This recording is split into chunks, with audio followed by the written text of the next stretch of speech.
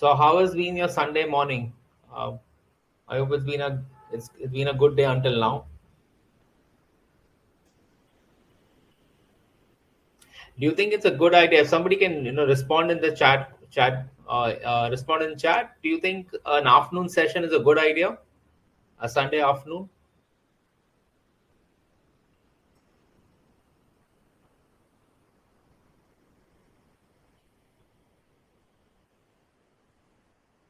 Great. I can see uh, some quite a few people saying yes. So what's going to happen is that I'm going to continue doing sessions every weekend, and the endeavor now is going to be that every week, every alternate week will come with something different, something new.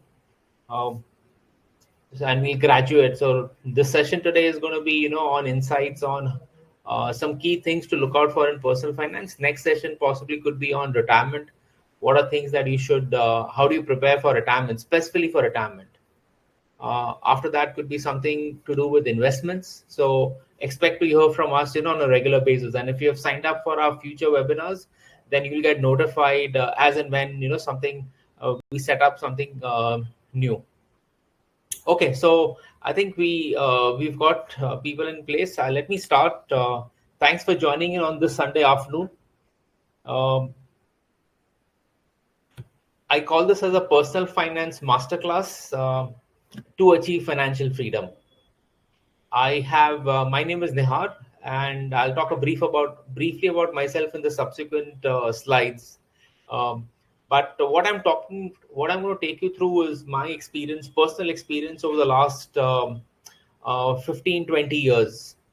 As an investor, then as a financial planner, and also somebody who kind of planned for doing what I'm doing now. So here are my contact details. You could also sign up for our Telegram channel. We just provide regular updates on insights, good things from a personal finance standpoint.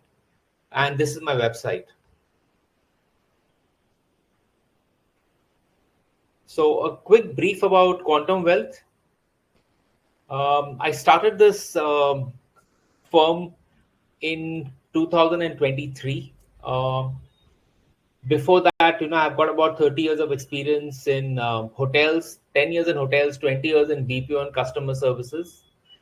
In my last role with a company called Concentrix, I was managing about 3,000 plus headcount across various countries in ASEAN. And I'm a hotelier by certification, by qualification. Additionally, I did my financial planning certification in 2015. So I have a financial planning certification from India and in Malaysia. Uh, and I've been a practicing financial planner since 2016. So I think what I bring to the table, in for my investors, because now financial planning is something that I do as a service for my investors.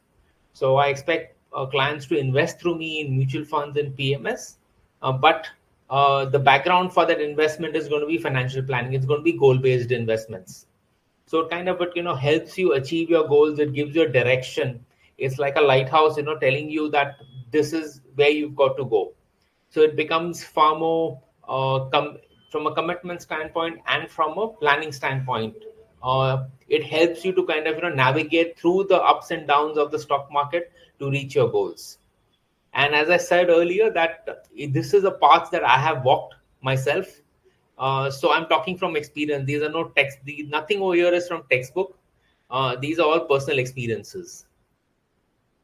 Additionally, I kind of operate between India and Malaysia. So I also have a lot of NRI clients based out of Malaysia and other parts of the world. But does not mean that I do not service clients in India or anywhere else. This service is open to all. So let me go to the next slide. What does quantum wealth do? One is goal strategy. That's the foundation that I would love to work with my clients on. Then I help clients invest in mutual funds. The next is PMS and AIF. Now, PMS and AIF only when a client has a decent uh, quantum of investments in financial assets. That means if somebody's got investments of at least 3 to 5 crores in equities and mutual fund, it's only then that I would say that client should invest in PMS or AIF, and only after that it should go into startup investments. So basically, the foundation of your wealth creation is mutual funds. Once that is substantial, is when you could move into something like you could explore PMS, AIF, and startup investments. So before I start, I'm reading this book called The Psychology of Money. Anybody has read this book, Psychology of Money? Just drop me a no, a confirmation in chat that yes, no. I got it recently, at one of the events that I attended with my partner firm, and I've been reading it since then. And I thought some of the chapters and insights there are brilliant, things that we know of, but it's still kind of it's put in a it's put in a very good way to deliver home the messages. So.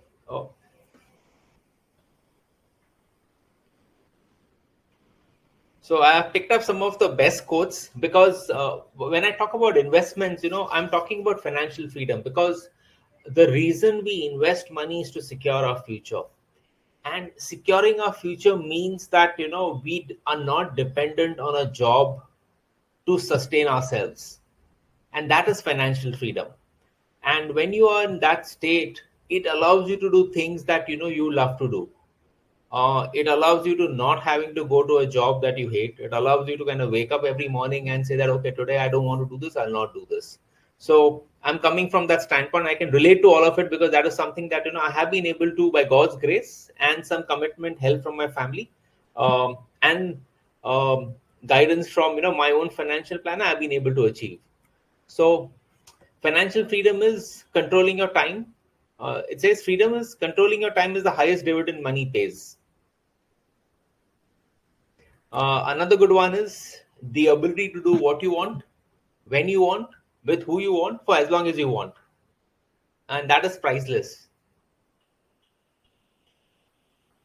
Another good one is the highest form of wealth is to wake up, every morning and say, I can do what I want to do today. So, some very powerful, quotes, and it'll be great, if somebody can tell me, I'm just doing a quick poll. Tell me, which one do you like? All, 1, 2, 3. You could see the poll open for you, and select which one do you associate with, or you find to be the best.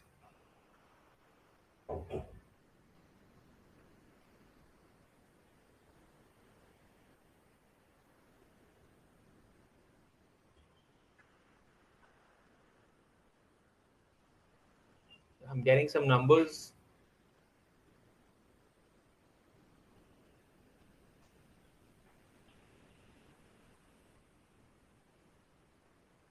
Okay, number 3. Are you able to see the poll? I've just opened up a poll, so I'm just waiting for some.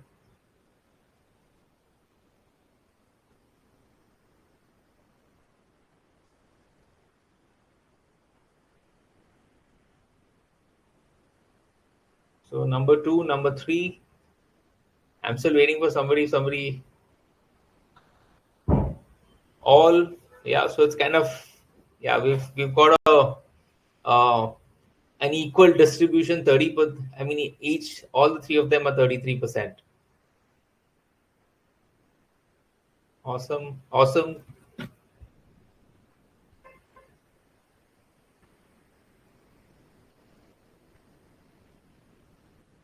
Great. Thank you. So I think, yeah. Thanks, Pankaj. I think the poll got a little delayed. I'm kind of using the tool. I'm exploring this tool. I just kind of signed up for it a little while ago, so I haven't used all the features, but I'm learning on it. So good. I think we have most of the people are saying number 2, and there's a tie-up between 3 and all. So yes, but I think all of them are powerful statements. They kind of, uh, they kind of deliver the message that what financial freedom can do to you, what kind of the kind of power it gives you, the kind of the mental strength that it provides in not having to depend on a job to sustain yourself. So quickly, in the chat, if somebody can also let me know, where are you, where have you joined me from? I know there are some people I know from Malaysia who have joined in, but if there are many others that I'm not familiar with the locations. If you could just drop me a quick note in the chat, it's a one-on-one chat. Let me know which part of the world are you from. So I'll move to the next slide. Benefits from the session today. I'll take 90 minutes of your time, and I hope I'm able to deliver value in these 90 minutes. I'm trying to, kind of compress my learnings for the last 20 years in these 90 minutes. The benefits, I'll ask questions, for the benefit before I kind of communicate the benefit. One is, who would like to achieve financial freedom? So if you could just drop a quick note in chat saying yes, and I assume everybody would like to achieve financial freedom. The next question, is, and the most important question, financial freedom is a goal, but to walk that path, you need to have knowledge. And would people agree with me that knowledge is important for financial freedom? So, and yes, I can see a lot of people saying yes. So what I'm doing today is, the benefits you'll take away from this is you'll have knowledge, you'll have understanding on some key focus areas of personal finance. It may not, it's not going to set you up on a path to financial freedom, but at least what it will convey, or what you take away, is some of the key pointers of focus areas to start this journey. And I know a lot of people, would be walking this path in some form and shape. And I know personally, I know there are some individuals on this chat who have done very well for themselves by investing very, very wisely, being very, very prudent in how they manage their finances. And I know they are financially free. So, but generally, I don't see that happening, in my interaction, and I've interacted with hundreds of individuals over the last 10 years. Because most of it has been, as my mission is to kind of at least guide people to understand how to become financially free. And I don't see more than 5% really having a total control on their personal finance. And this even applies to execs, who manage massive balance sheets. I mean, in their jobs, they could be managing $1 billion, but in personal finance, they are found to be lacking because they just don't take out the time for it. So the solace you can have is that most of the people don't keep focus on it, but it's not difficult. It's easy as long as you take out some time every week, every month, to sort this out. And if you need help, then do reach out. I mean, now I'm talking about my business, so you do reach out, and I'll be happy to help. Something that I want to talk about, and I think most of the people from the corporate world will be able to relate to it, is the balanced scorecard. We've all heard of a corporate balanced scorecard, where you talk about shareholder interest, you talk about customer, you talk about processes. But the question that I want to flip over and ask is that, what about your own personal balanced scorecard? And what I find is that there are 4 elements in a personal balance scorecard. One is work and profession. The other is family and friends. The third is money and wealth. And the last is mental and physical well-being. So generally what I find is that people focus on work, profession, business, because that's an active income. If you don't focus on it, it's going to impact you, at the end of the month. Your income is going to stop. It's going to impact all your expenses or your plans. The other focus is family and friends, because obviously people feel tired. I mean, people want to socialize. The work is stressful. So the only way they can, take a break from the stresses, spending time with family and friends.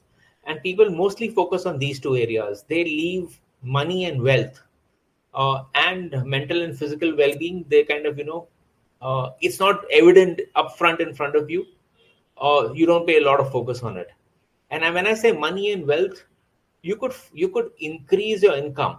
Your active income could increase because you do a great job in your you do a great job at your workplace, and hence you get your increments, you get your promotions, you could get another job with a much higher salary. But the question is that how much of that money is actually going in to secure your future and in the right place? So is it compounding? And that's something that I find lacking in a lot of individuals. So we typically focus, people focus on family and friends and work, and these two aspects of your personal balance scorecard is kind of not paid a lot of heed to. So let me ask. So I'm starting a poll. If each one of you can honestly answer, uh, you know, do you focus on all four? Do you focus on one or two or three? Various combinations. It'll be great to kind of see what this group says.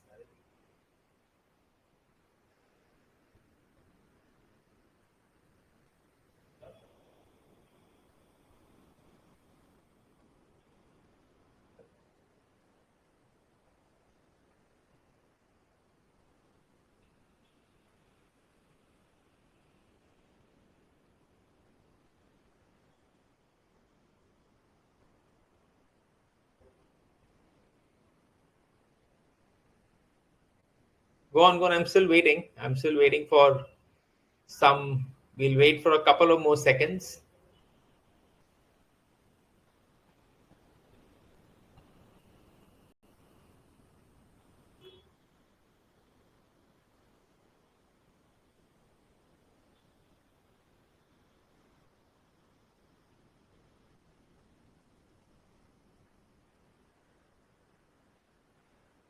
Okay, so good. So we have. I mean, it's good. 33% of the group says all four, which is fantastic. About 16% says career, family, and friends, and we have 50% which says career, family, friends, and health. So yeah, and surprisingly, nobody says career, family, and friends, and wealth. So uh, okay, so I think it's great to have your honest answers. And what it says is that yes, probably this is something that you could take away from this meeting. Probably take a screenshot. And the good part is, okay, another thing is that we have you will be able to access the recording of this webinar for 48 hours. So look out for an automatic email notification, and you'll have access to this. So you could also take a screenshot, something that you could keep in front of your on your desk, and see that are you able to kind of focus on these four or make a plan around it. Okay, let me move on. So all of us have goals, and typically I have we have goals like car, home, kids education, retirement, and the biggest one is financial freedom. So all of us work towards these goals, and the question is, to achieve these goals, we all working hard. I mean, everybody's working hard to achieve these goals. The question that I want to ask everyone is that is your portfolio or your assets working as hard? So the simple question is your money working as hard as you?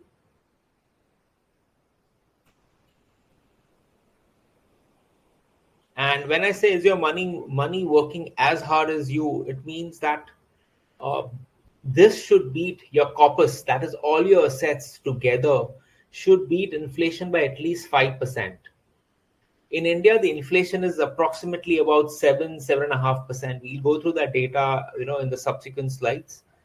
And if your investments are not returning 12 to 14%, then you're working hard for your money, but unfortunately your money is not working hard for you.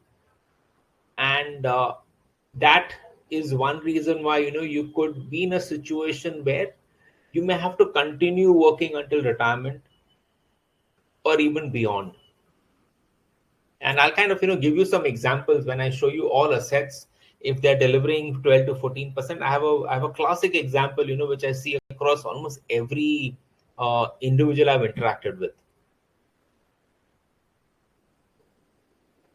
So next one is basics of personal finance. So one was the balance sheet scorecard. The other is that I call it as a nine boxer. A lot of us from the corporate world can relate to a nine boxer typically, which you would have used for um, rating our the competency of people that who work under us. So but in personal life, your income, monthly budget, savings, very very straight and simple. We all know about it. From savings, we do investments. Um, we also pick up liabilities, home loan, house loan, car loan, etc., etc. And the next concept is net worth. We hear of a concept of net worth in companies, but individually also we have to kind of assess our net worth on an ongoing basis. And I'll show you a simple table of how that can be done. Obviously, then we have financial goals and two aspects to protect us. One is term insurance. I will never say life insurance. I'll say term insurance because um, for life insurance, whenever life insurance comes to our mind, it should only be term insurance. And the next is health insurance. And health insurance is, I'm going to touch upon these two. I will kind of give you some numbers or a way to calculate a number that what should be your term cover, what should be your health cover, and it's at the end, so you'll have to bear with me until then. Some rules to remember. Rule of 72, that means how much time does it take for your money to double? So simple, whatever is, divide 72 by the return that you're generating. So if you're generating a return of 12%, and if you are and if you have to apply rule of 72, then it's going to be 6 years that your money will double. 15% annualized return, that will double your money every 5 years. That means if you have 1 lakh rupees and if it's generating 15% returns, then in 5 years it will become 2 lakhs. In 4 years, that 2 lakhs will become, in 10 years, that 2 lakhs will become 4 lakhs, and it keeps on, and the cycle just keeps on rolling. Of course, there could be years when the return may not be 15%. There could be higher returns, lower returns, but at an average, when you look at historically, when you look at performance of equity funds in India, the returns are in the range of about 15%, and I'll show that number to you as well. And if you're doing a SIP, uh, any SIP amount that you're doing for 10 years will double. So basically, at 14%. If you're investing 10,000 a month for 10 years, your investment is going to be about 12 lakhs. It'll end up at, the amount will become about 24 lakhs at 14% return. And I'm just going back to the last point, that I made, that insurance is not investment. Insurance of any kind is an expense, and we should treat it that way.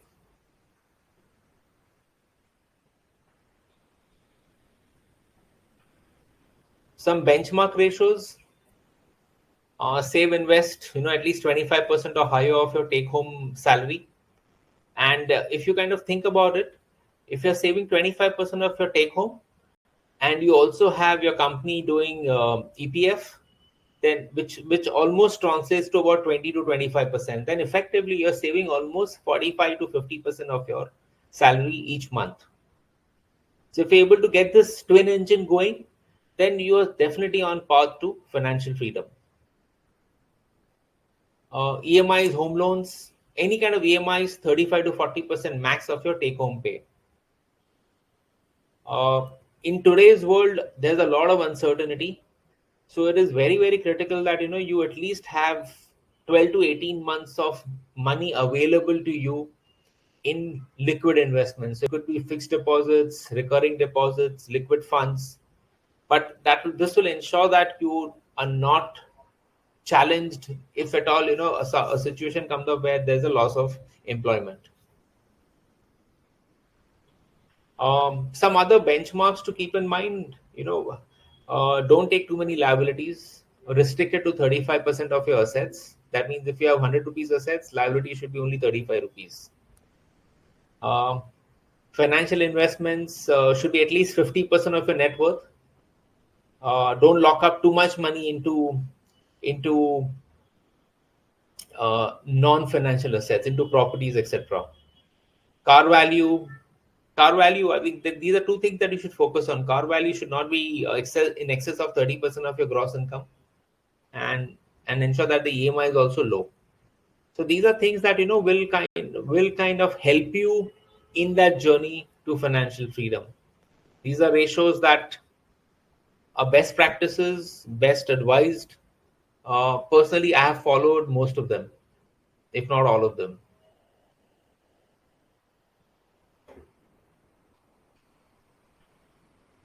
Do drop me a note if you have any question on any of the slides or any of the points. Because in interest of time and considering that we have a large number of attendees, I'm kind of moving on with my slides. I spoke about your net worth, so it's your own personal balance sheet. Here is how you should arrive at it. List down all your assets, just about everything.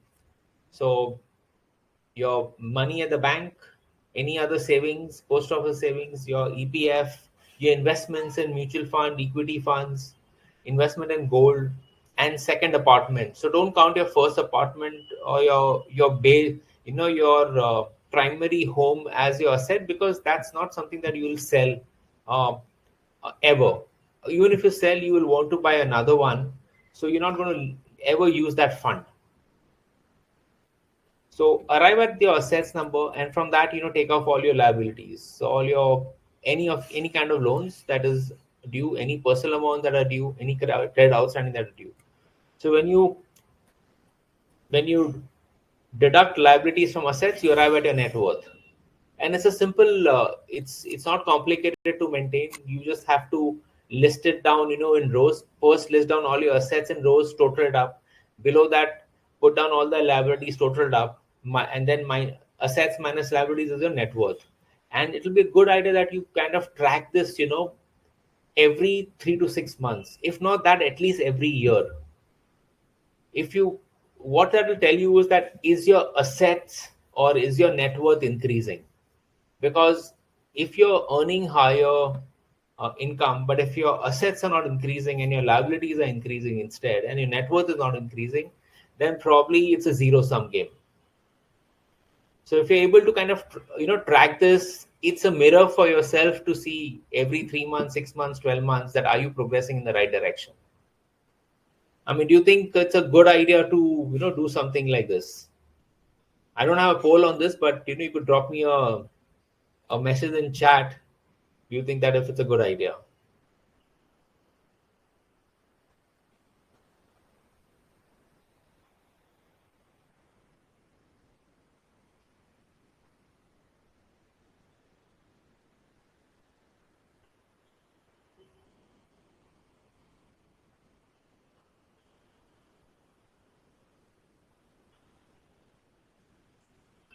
So I'm saying, yeah, I see quite a few people say yes.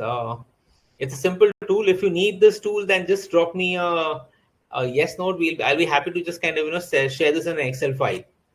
I can share this in an Excel file with the group or to you.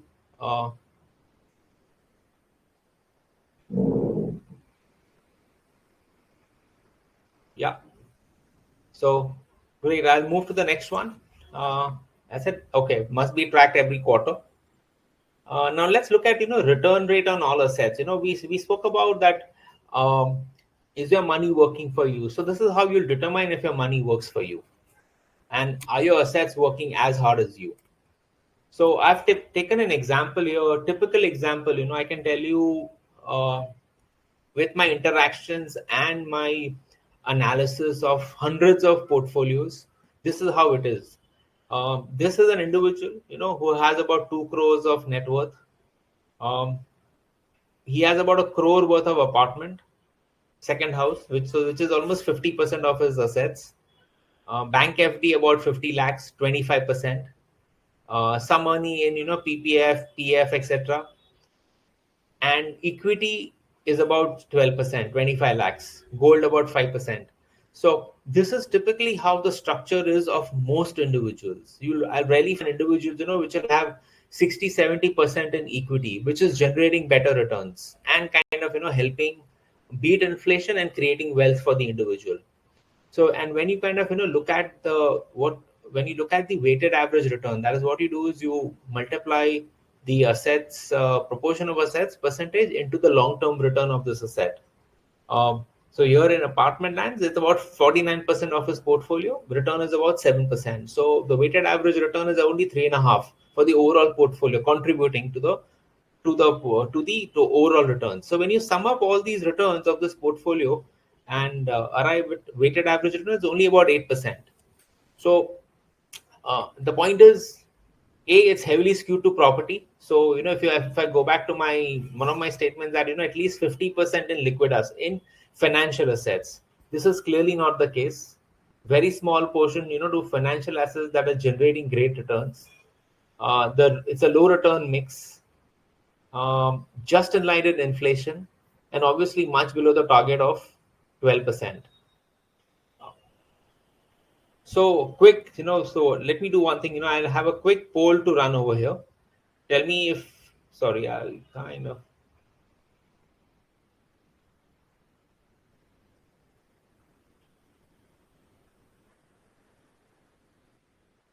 So a quick poll, I'm just launching a poll. Tell me how do you think, your assets are?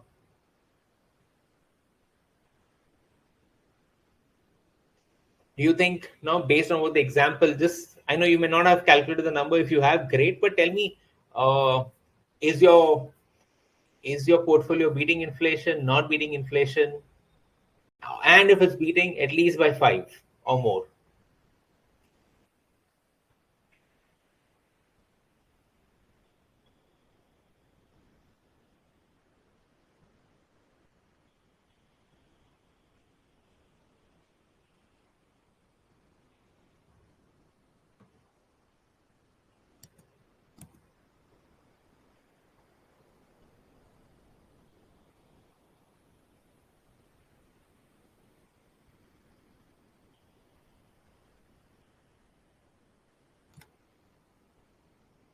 So, okay, good. So I have a 50-50 right now. So I have 50% saying yes, beating inflation, 50% saying not beating inflation. Unfortunately, nobody says beating inflation by at least 5. That means at least hitting a 12 to 14% return. Okay.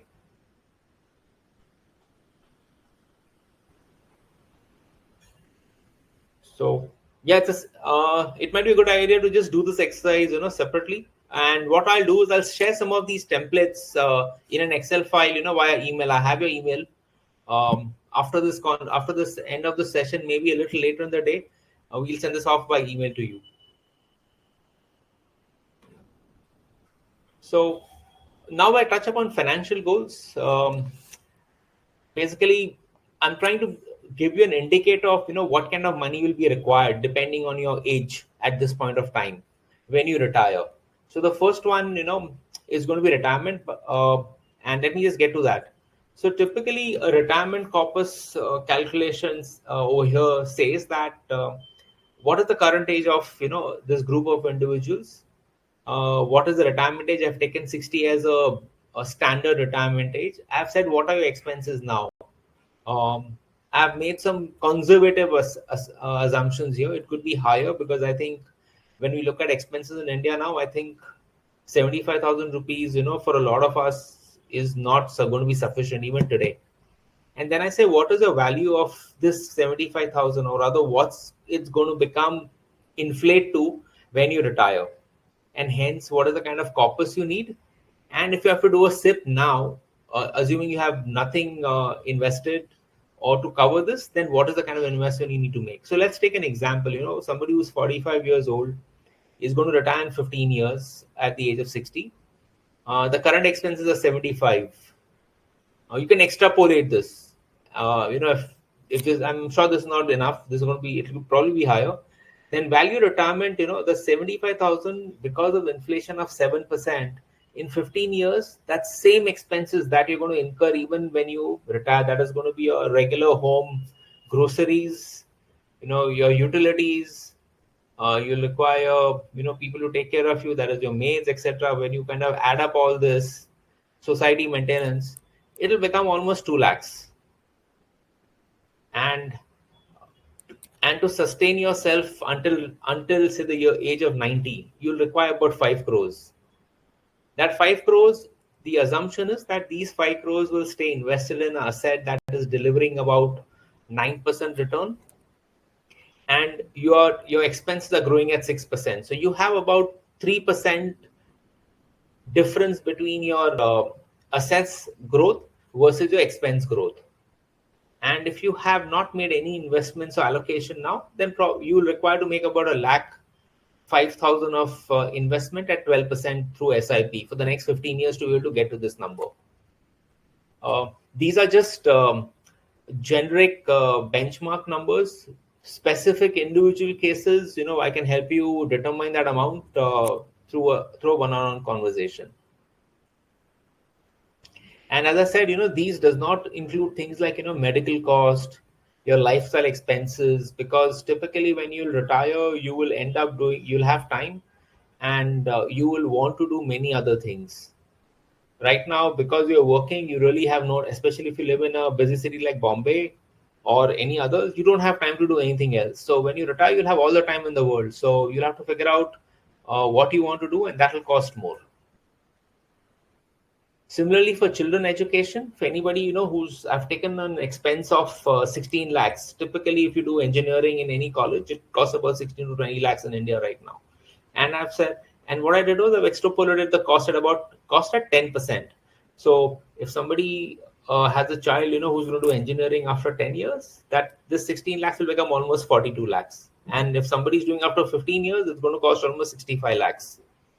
So these are real expenses, and for which you've got to plan. And if you, depending on what's your risk profile, typically if your risk profile is low, and if you're not, but only if you're able to earn higher amounts, you'll be able to save higher. Otherwise, you'll have to probably take the equity route to get to this goal as well.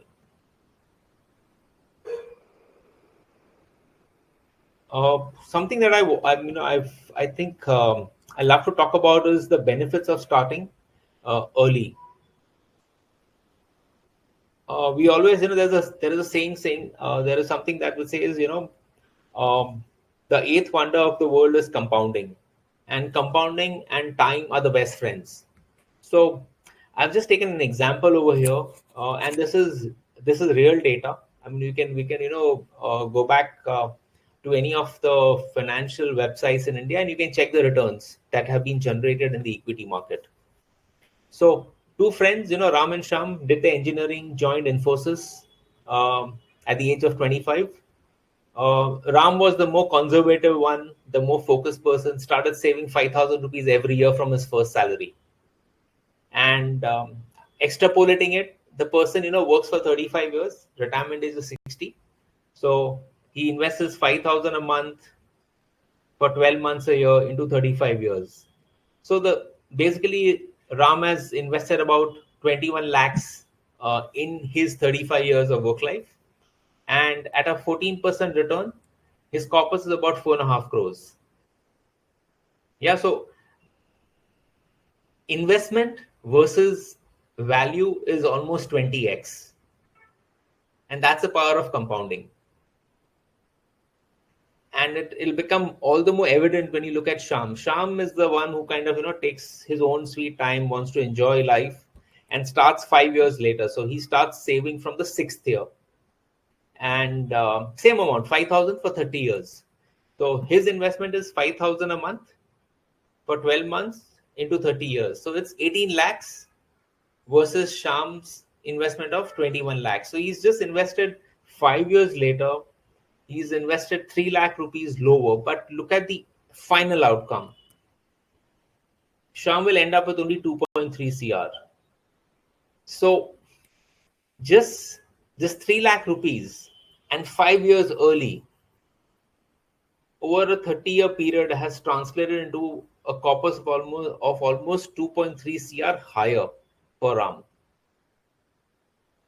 So it is something that we've got to be able to communicate effectively to our children.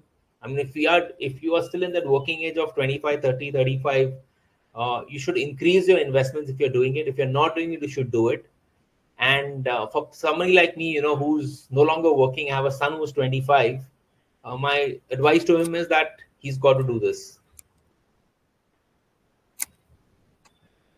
So either you implement it for yourself, or if you have a child who's going to start earning or who's earning, then you've got to kind of get them to do this.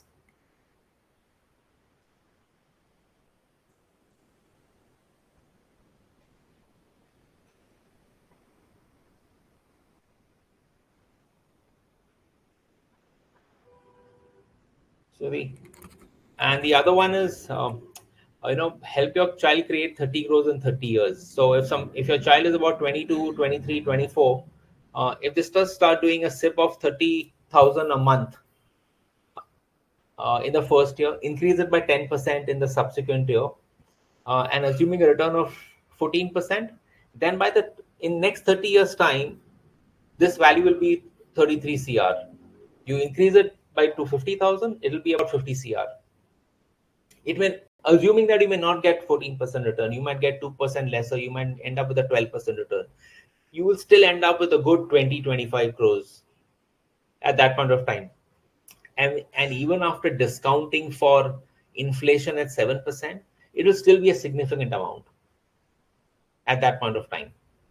So it is really essential for us, to be able to tell our kids to start investing early. We never had I came from a background where my parents did not have the money, nor did anybody give me that the advice. And of course, even I did not even have the money. So, but I think for a lot of us, our children have the benefit that they have better careers, they have better pays, and they don't need to support their parents. So the least they can do is secure their financial future very early on.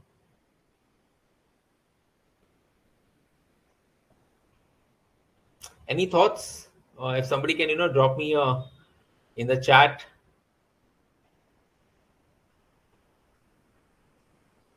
Do you think these are good ideas, something good for your for kids your children to implement?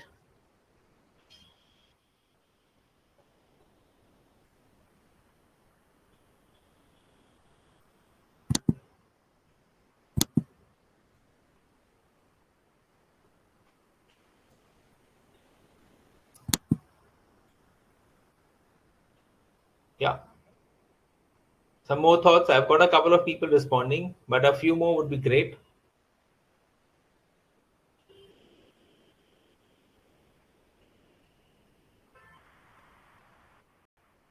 Yeah, somebody says needs a lot of discipline. Yes, it needs a lot of discipline, I think, but it'll pay off. I think the best part of having this discipline is that when you're in your 50s, you'll be grateful that you've been so disciplined.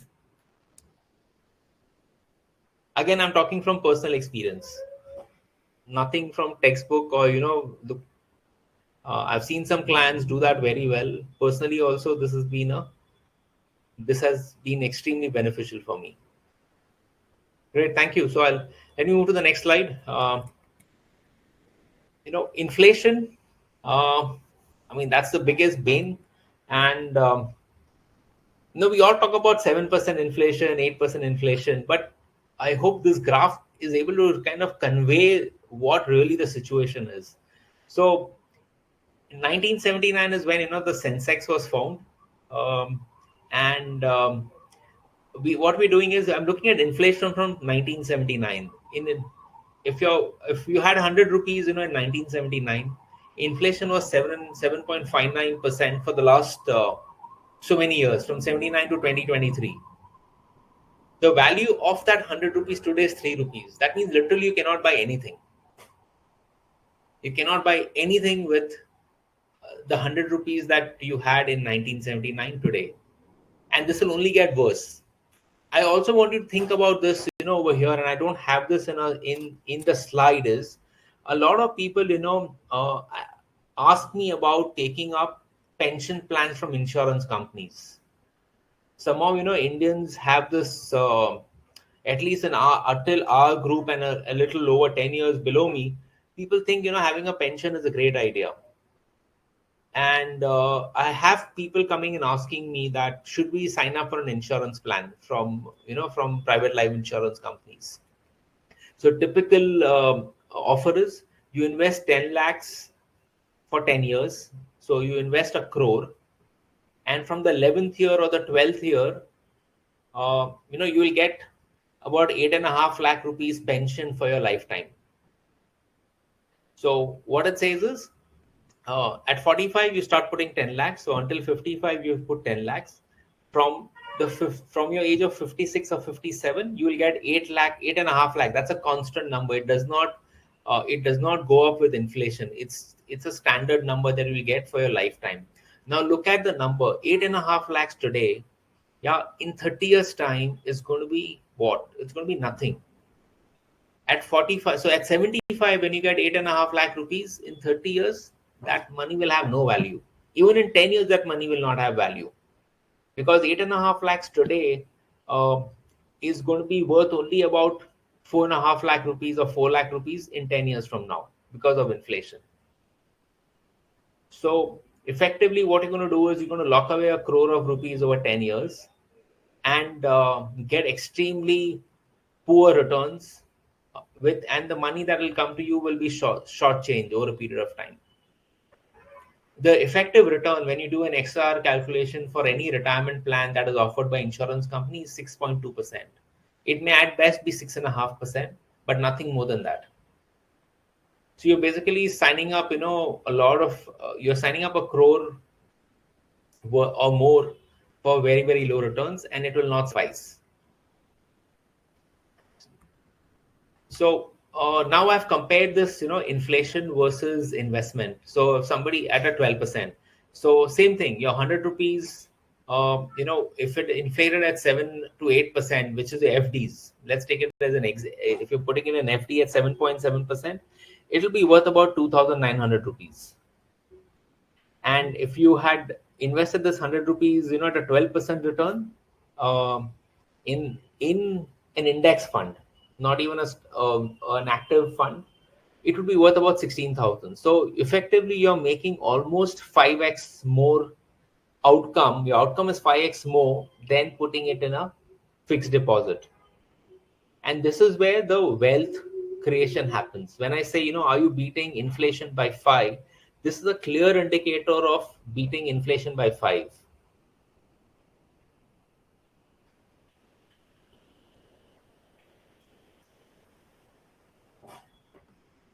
So this will put you up in a far more stronger position when you retire versus having a lot of assets sitting over here, or having a huge portion of your portfolio, in real estate, where the returns in India are not great. Your rentals are hardly about 2%, 2.5%. And even the returns, except for those a few years where the market goes up significantly, the returns are not more than 7%, 7 or 8%. So you've got to kind of figure out how are you allocating your portfolio in a balanced way that your returns are at least coming to 12%.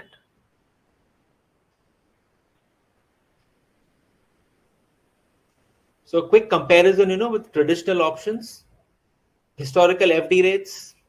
We've tried to track this, from 1990, 10%, 1999, 2000. Currently, it's about 6.75. And I think as India, the economy grows, interest rates will start to come down. I don't expect our interest rates to ever go back to 10. They will always be below inflation. And when you talk about real returns from fixed deposits, it's even worse, because you end up paying taxes. In fixed deposits, returns gets added to your income, and you taxed at your marginal rate. So, for example, your fixed deposit return is 7.7%. It is not the case, but I'm assuming it is. Inflation is 7.59. Now, your tax, if you are in the tax bracket of 20%, you end up paying 20% of 7.7 as interest, sorry, as tax on your on interest. So your real return is actually negative 1.43 versus inflation. If you're on 30%, your tax on interest is 2.31. You'll end up with you'll with a negative 2.2. So you're actually becoming poorer when you put money in fixed deposits. Fixed deposits are essential, as I said, to meet your emergencies.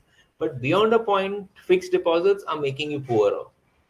So you got to make an assessment of your own portfolio and say that are you kind of getting that 12% number. Even in PPF, there's a good comparison. PPF 12% until 2000, now it's 7.1. So again, PPF not beating inflation.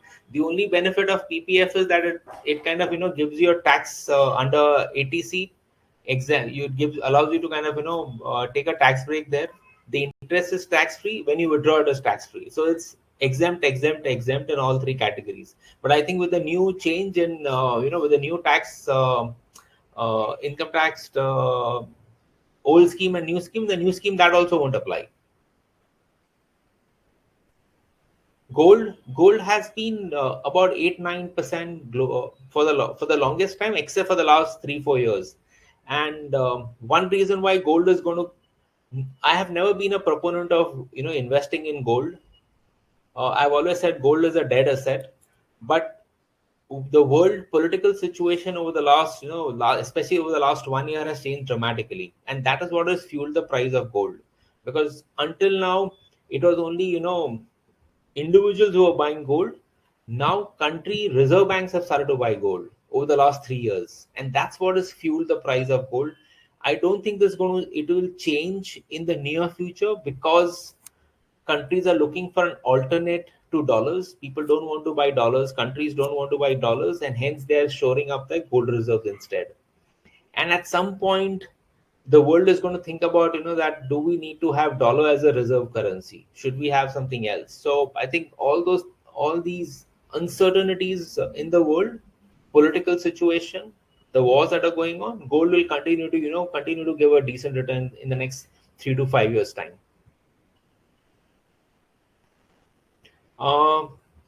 Equity investing has been the best bet.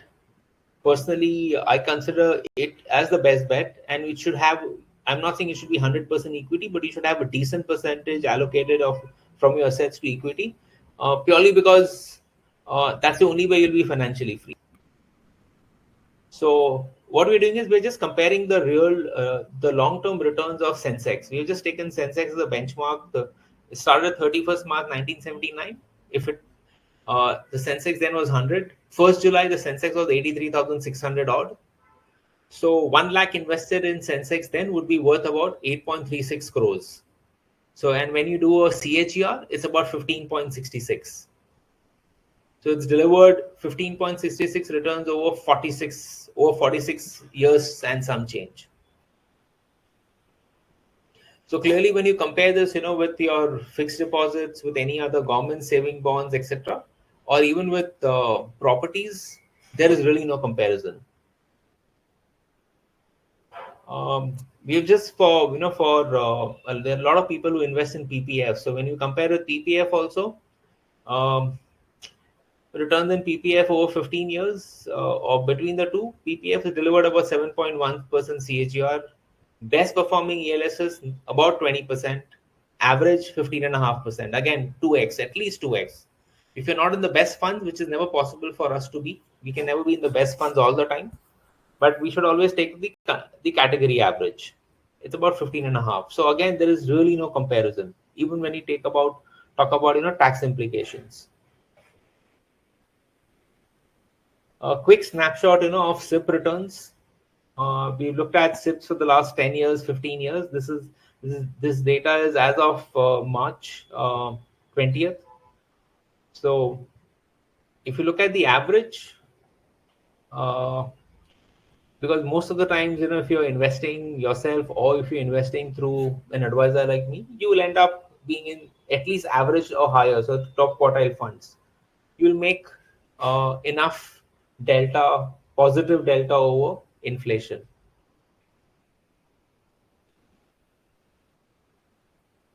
Something that most of the people get scared of is corrections. We have massive drawdowns. Whenever there is an event happens in the world, we will have stock markets correcting.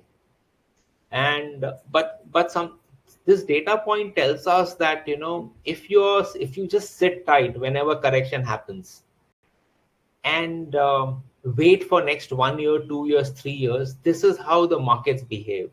So let's look at the financial crisis, world financial crisis. The markets corrected on 9 Jan 2008. Markets corrected from 20,000 to 8,000 in a span of about 10 months.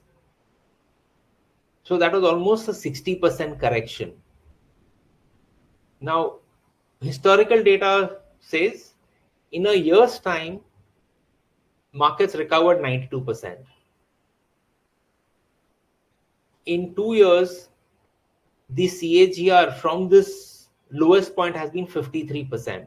CAGR means every year, if you do look at the return 2 years down the line, if you've delivered the market has gone up 53%. 3 years is 27%, 5 years is 19%. So what it says is that if you just wait it out, if you don't invest, ideally you should invest more, but if you don't have the appetite to invest more, just sit tight. Do not sell, because once you sell, you're booking the losses and you have dented your financials forever. Just sit tight and wait for the market to recover. And historically, there has not been any corrections where the markets have not recovered. I mean, the most recent one was, the correction that went through during the COVID crisis. The markets fell almost 40%. I mean, so from 25,000 on 23rd March, we had 80,000 plus in 2025. So in 5 years, the Sensex has gone up almost 3.5 times. So clearly, what's needed is driving home the message: sit tight. If there's a correction, sit tight. Do not jump. Do not get disheartened. Do not feel scared. The markets will recover. And hence, I'm saying, have money in emergency funds, so that for the next 12 to 18 months you're not bothered. You're willing to sit tight. And if you're willing to sit tight for 12 to 18 months, this is what historically has been the performance. Personally, I don't book losses. I mean, whenever market corrects, I have never exited. If I've had the money, I would have invested more, but I never exit. Because the world is not going to end. I mean, if the world is going to end, anyways, you don't need the money.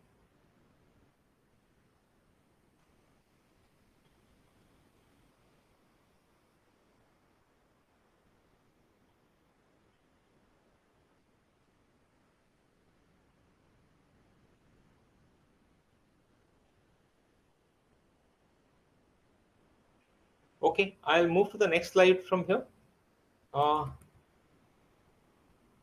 So successful investing: invest through mutual funds, don't try to time the market, stay disciplined, and invest with goals. I think if you're able to do these 4 things right, it's a certain way of creating wealth over a period of time.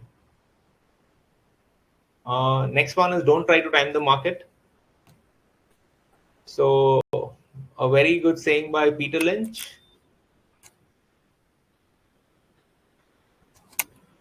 So far more money has been lost by investors trying to time corrections than in all corrections combined.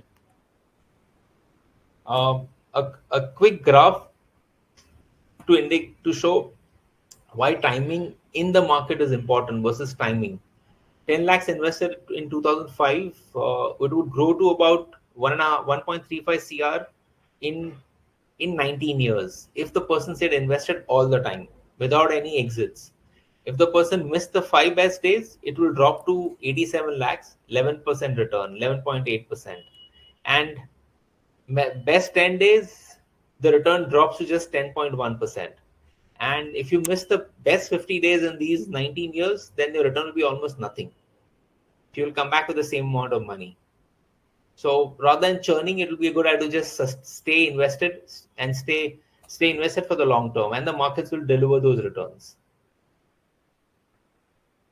So time in the market is more important than timing the market.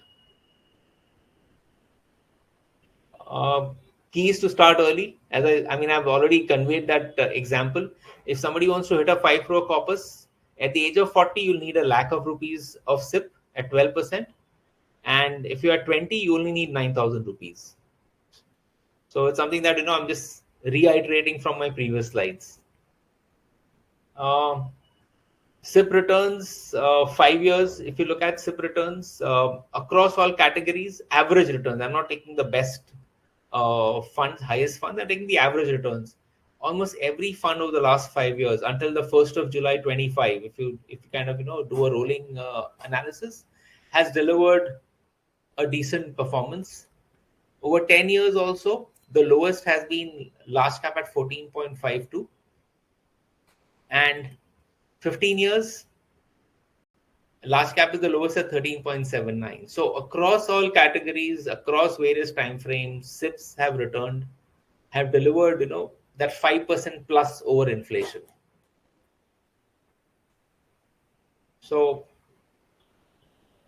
yeah, some conclusion pointers.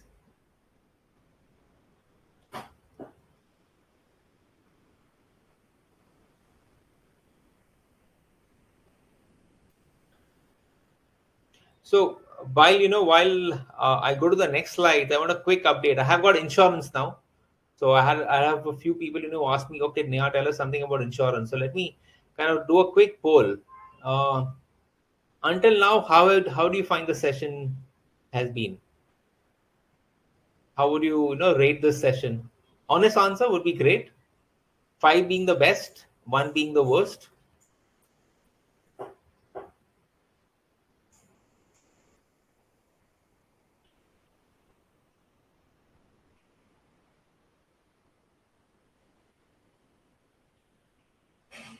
I've got a few polls. I'm looking for more.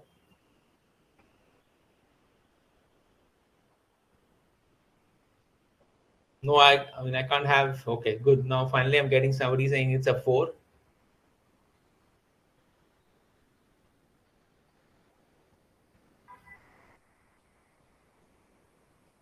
Wait, let it keep coming.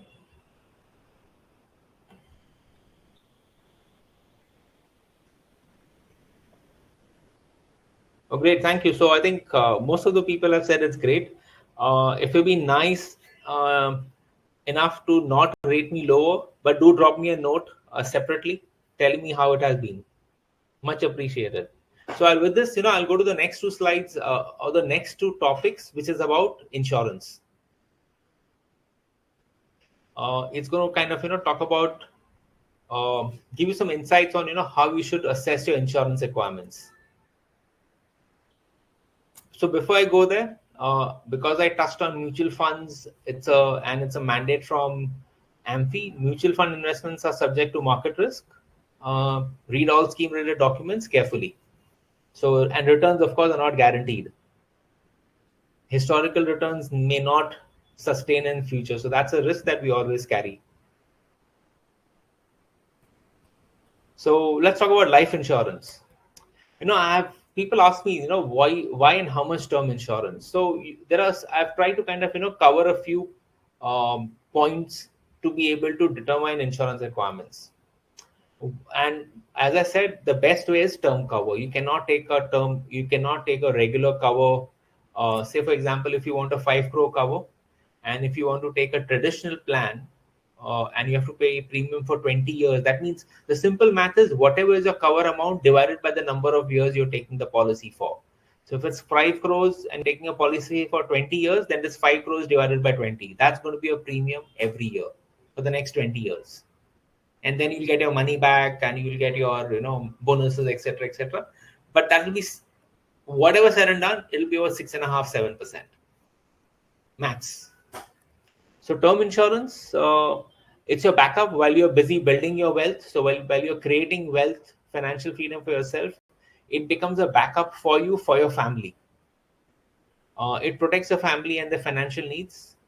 assuming that, if you had to get to a 5 crore corpus, and if something happens to you along the way, then that, and if you have a 5 crore cover, that money is going to help your family survive, take care of your kids' education, take care of their marriages, take care of your spouse until, all the way till she's living.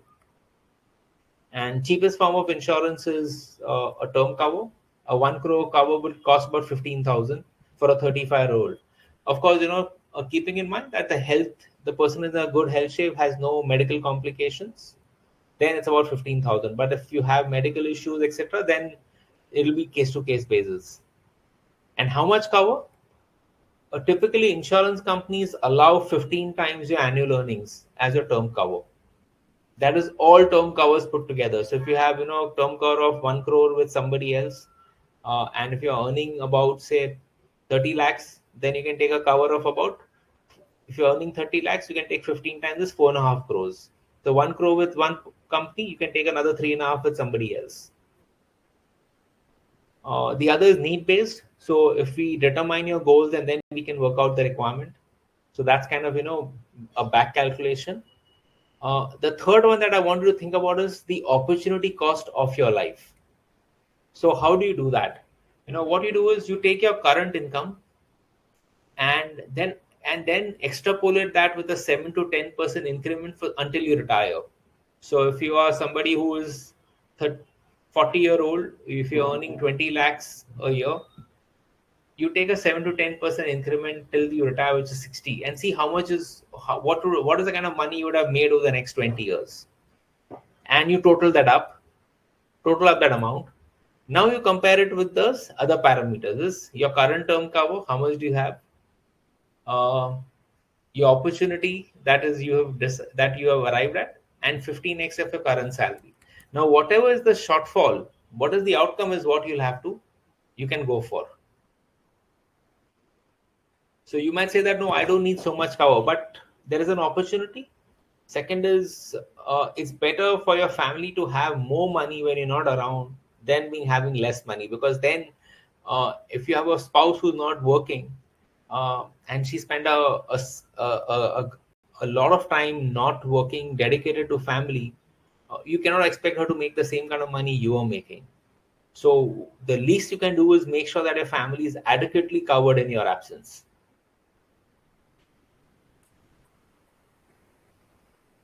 Yeah. Next is health insurance. Health insurance is the question asked is, are you prepared for the future? Do you know inflation in India, in health cost is about 14%. That means it's almost as equivalent to the kind of investments, return that we are generating. That means every 5 years, the cost is doubling. So if you spend about 2 lakhs on an operation today, in 5 years, that will be 4 lakhs. And in 10 years, that will be 8 lakhs. So my assessment is that most of the families, are one hospitalization away from going zero on their savings, or taking a significant dent on their finances. So it's always good to have a big health cover, because the cost is not huge. It's about 1 to 3% of your insured amount if you're below 50 years of age. And I'll show you there are some health insurance benchmarks also in the next slide. Most important is try and take a health cover as early as possible. Don't wait till you get to 50, 55. I know there are some NRIs, who do not have health cover back in India. They think that it's not needed. But the problem is, when you come back to India, you will require health cover. And at that point, it might become too late, or it will be too expensive. And you might have health conditions that may not allow you to take insurance very easily. So how much health cover? There are two rules to determine. One is one benchmark. Again, this is data from Policy Bazaar. 50% of your annual income. So if your annual income is, say, 50 lakhs, then you should at least have 25 lakhs. The other way to look at it is that take a critical illness that will cost the most, and most likely Indians will get, say, for example, a artery bypass, coronary artery bypass is something that, most Indians will have a heart issue. And if you want to get treated at Jaslok Hospital in Mumbai, for example, or another premium hospital in another city, what is going to be that cost? You should at least have that much cover, because otherwise you'll end up having to spend money from your own pocket. And 5 lakh 10 lakh covers are not going to be sufficient at all, not at all. Simple example, my mom broke her leg recently, 3 weeks back. We hospitalized her in in a private slash charity hospital over here in Pune. It cost us about 3 lakh rupees. She had to spend about 5 to 7 days in the hospital. Surgery, etc., all cost was about 3 lakh rupees. Now, if I extrapolate this, 20 years down the line at 14% inflation, that's going to cost me, I think, that'll be about 30 to 40 lakh rupees. And if my insurance cover is only 30 lakhs now, which is, then definitely it's not going to suffice. So I've already started preparing. I'm taking a much larger cover. Process underway when I realize this.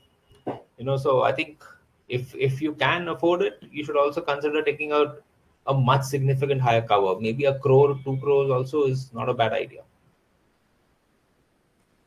Because what's going to happen is, the way medical profession is progressing, the way the the new healthcare opportunities that are coming up, the cost is going to go up. You'll have opportunities to take care of or recover, but it'll cost quite a lot. And we do not know in 30 years how life is going to be. So it's basically better to be prepared, start preparing now rather than regret at that point of time. And when you're retired and if you have to spend money on hospitalization from your own pocket, that's going to dent you terribly, unless you have a lot of wealth. This again, table from Policy Bazaar. uh, Recommended cover insured amounts. Individuals for tier 1 10 lakhs, tier 2 5 to 10, tier 3 5 lakhs, and family floaters about 30 lakhs. um, Senior citizens about 20 lakhs, 15 lakhs. So I think these amounts are a little conservative. We need to be a little more aggressive and take a higher coverage. Yeah, so I think that's the last slide from me. I have tried to complete this in the 90 minutes. Yeah, we are about there. So I hope this has been helpful, has given good insights to everyone. I'll be conducting sessions again in the future. So a quick poll, I'm just running another poll. Let me know if you would want to attend our sessions in the future.